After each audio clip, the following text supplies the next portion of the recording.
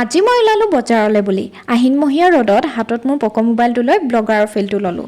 এয়া মোৰ বাওঁহাতে আছে বিশাল মেগামাৰ্ট, য'ত পূজাৰ অফাৰৰ নামত 1-2 কেজি চেনি ফ্ৰীতে দি আছে। এইবাৰ সোমালোঁ এখন দোকানত, চাৰিওফালে পুতলাই আগুৰি আছে। ল'বলৈ মন যোৱা মনটোক মেচিয়ৰ বুলি কৈ শান্ত কৰি থলোঁ।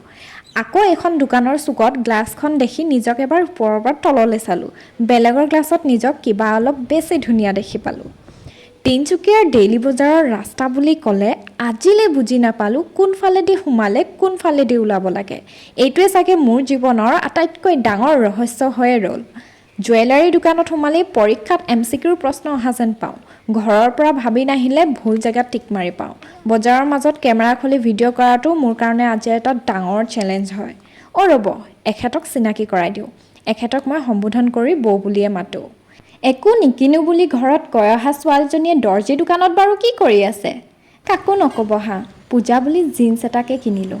তাৰেই ফিটিঙত সোমাই আছোঁহি।